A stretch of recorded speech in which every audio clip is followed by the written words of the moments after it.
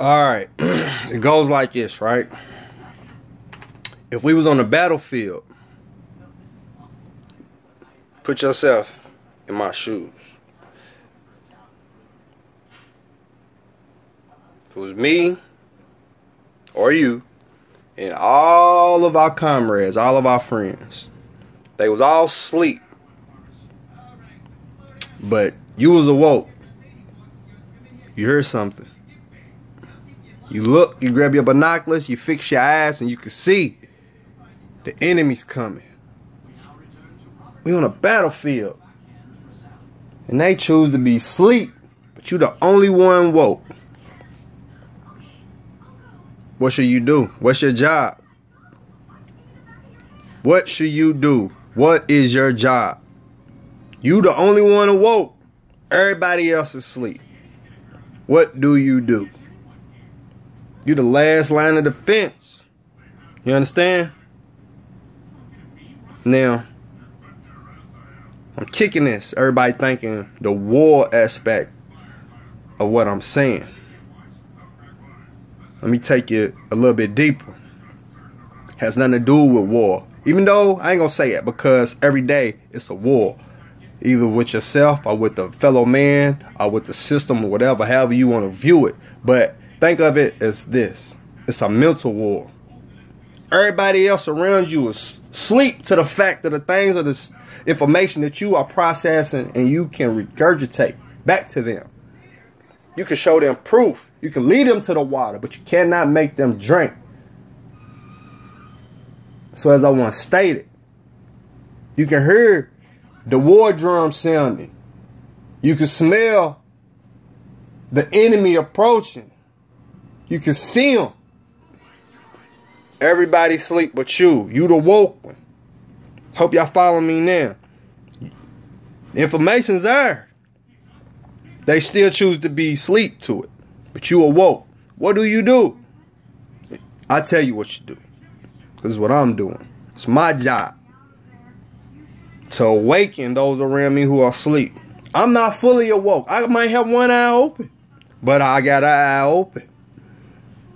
As a brother on YouTube would say, because he coined this phrase before I heard anybody else say it. Get naked. Brother Logic. He's the one that coined that. I love the saying. We got to get naked. Not in the physical, but the mental sense.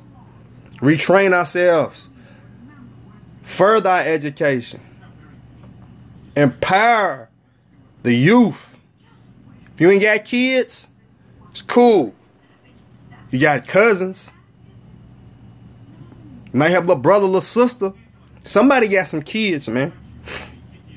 Got to reach them, man. Got to. Because speaking for myself, my personal, education wasn't shit. Whether it be I dropped the ball on it or my teachers dropped the ball on it. Because when I went home, you was forced. You was getting your ass whooped. If you came home with bad grades, you couldn't run to moms because it was only a level of education. My mom, she graduated high school, but it was a level of education of things that she could help me with. My dad didn't graduate because he had to sacrifice as a young man for his siblings.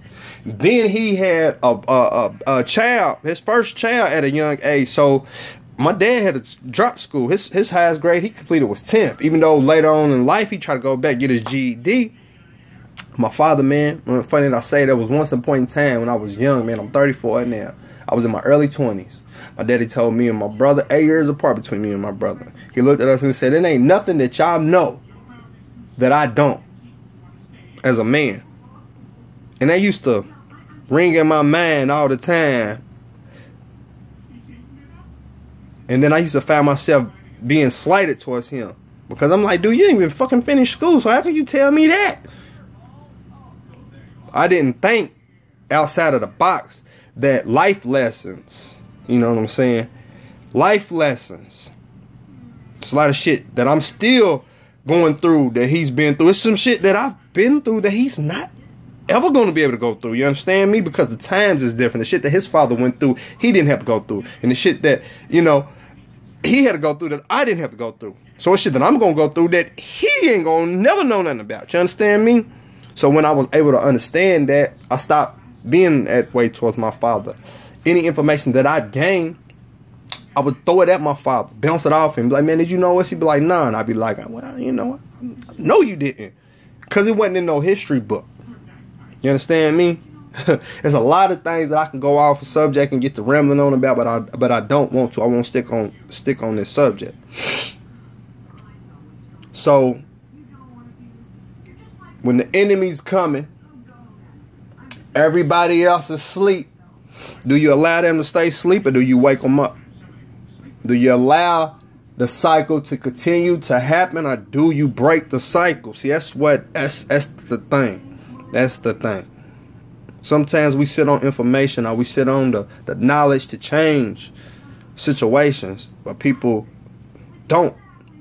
Whether it be for their own personal benefit, or they just get fed up and be like, you know what, I ain't fooling with y'all. Y'all, you know, dumbass fools. They gonna do this, they gonna do that. Can't give up on them, man. Cause the other man don't give a damn. The other man is giving us the tools to destroy ourselves. You understand? That's what people need to realize and wake up. They're giving us the tools to sit here and self-destruct, basically. Self-destruct. Give us false idols. Put the poison in the music. The devil's in the details, as I always say. The devil's in the details. Killed me, man. My little niece, 7 years old. We in the car. And Migos Stir Fry song comes on. I look at her. What does that even mean? I don't know. I like the beat. I looked at her. Well, I know you my niece then, because I like them beat too. But still though, what does this mean? She can't tell me what it means. So I immediately put some old school on. I went straight to Marvin Gaye for her. Put some Marvin Gaye on. It was joy and pain, sunshine and rain. She was like, that ain't Marvin Gaye. I'm tripping. I'm sorry. That's not Marvin Gaye. But I put that on for her, and she started singing. She's like, I know this song. Real? She's like, yeah. She started bust out. She sung the rest of the chorus. And I'm like, who be playing that? She was like, Pat Powell and my daddy. I was like, so it's still hope for you, baby niece. Because my biggest fear as a man without any kids, when the day that I do have kids, my child won't have a normal childhood. Because all the false worshiping of holidays, Santa Claus, anything that I was brought up on,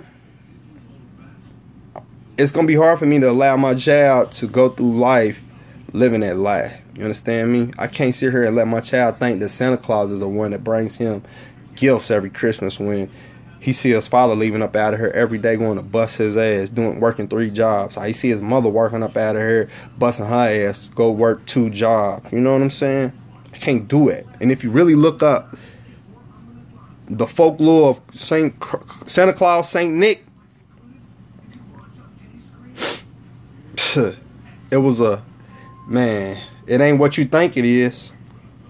It ain't what you think it is. You know what I'm saying? Halloween, you name it. St. Valentine's Day, you name it. None of the pagan god holidays were meant for us. You understand me? None of it. So why should I adopt them? Especially when I know better. Can't do it. And I won't get off on into the Black Panther movie and none of that. You know, that'd be another video. But I just wanted to drop that jewel on y'all. You on the battlefield and all your comrades around you is asleep. You the only one who woke. It's your job to awaken them. Or allow them to be slaughtered. Bless up.